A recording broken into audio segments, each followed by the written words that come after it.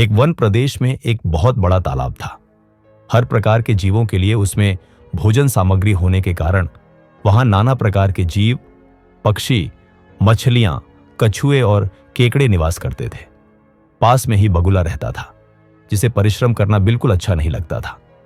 उसकी आंखें भी कमजोर थीं। मछलियां पकड़ने के लिए तो मेहनत करनी पड़ती है, जो उसे खलती थी। इसलिए आलस्य के मारे वह प्रायः भूखा ही रहता। एक टांग पर खड़ा यही सोचता रहता कि क्या उपाय किया जाए कि बिना हाथ पैर हिलाए रोज भोजन मिले। एक दिन उसे एक उपाय सूझा तो वह उसे आजमाने बैठ गया। बगुला तालाब के किनारे खड़ा हो गया और लगा आंखों से आंसू बहाने। एक केकड़े ने उसे आंसू बहाते देखा तो वह उसके निकट आया और पूछने लगा, मामा, क्या बात है? भोजन के लिए मछलियों का शिकार करने की बजाय खड़े आंसू बहा रहे हो। बगुले ने जोर की हिचकी ली और भर्राए गले से बोला, बेटे, बहुत कर लिया मछलियों का शिकार। अब मैं यह पाप कार्य और नहीं करूंगा। मेरी आत्मा जाग उठी है, इसलिए मैं निकट आई मछलियों को भी नहीं पकड़ रहा हूं। तुम तो देख ही रहे हो। केकड़ा बोला, मामा, शिकार नहीं करोगे, कुछ खाओगे नहीं तो मर नहीं जाओगे। बगुले ने एक और हिचकी ली। ऐसे जीवन का नष्ट होना ही अच्छा है बेटे, वैसे भी हम सबको जल्दी मरना ही है। मुझे झात हुआ है कि शीघ्र ही यहां 12 वर्ष लंबा सूखा पड़ेगा।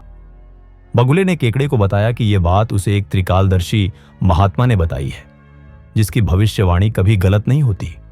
केकड़े ने जाकर सबको बताया कि कैसे बगुले ने बलिदान व भक्ति का मार्ग अपना लिया है और सूखा पड़ने वाला है।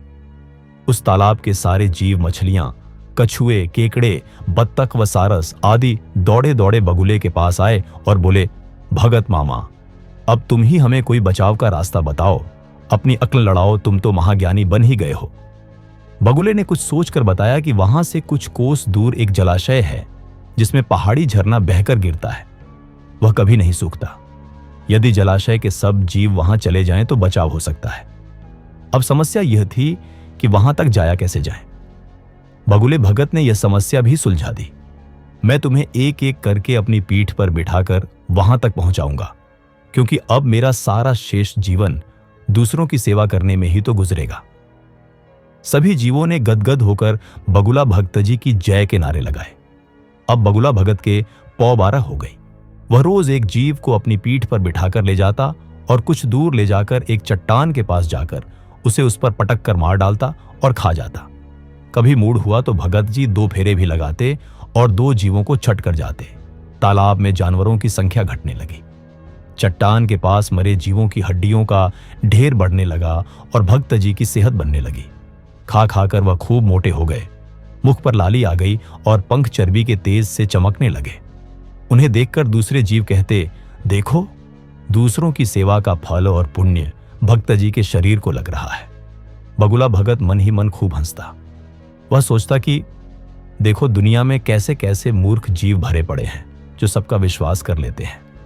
ऐसे मूर्खों की दुनिया में थोड़ी चालाकी से काम लिया जाए तो मजे ही मजे हैं। बिना हाथ पैर हिलाए खूब दावत उड़ाई जा सकती है। बहुत दिन यही क्रम चला। एक दिन केकड़े ने बगुले से कहा, मामा, तुमने इतने सारे जानवर यहां से वहां पहुंचा दिए, लेकिन मेरी बारी अभी तक नहीं आई। भगत जी बोले, बेटा, आज तेरा ही नंबर लगाते हैं।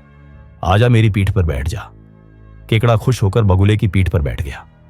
जब वह चट्टान के निकट पहुंचा तो वहां हड्डियों का पहाड़ देखकर केकड़े का माथा ठनका। वह हकलाया, यह हड्डियों का ढेर कैसा है? वह जलाशय कितनी दूर है मामा? बगुला भगत ठां ठां करके खूब हंसा और बोला, मूर्ख, वहां कोई जलाशय नहीं है।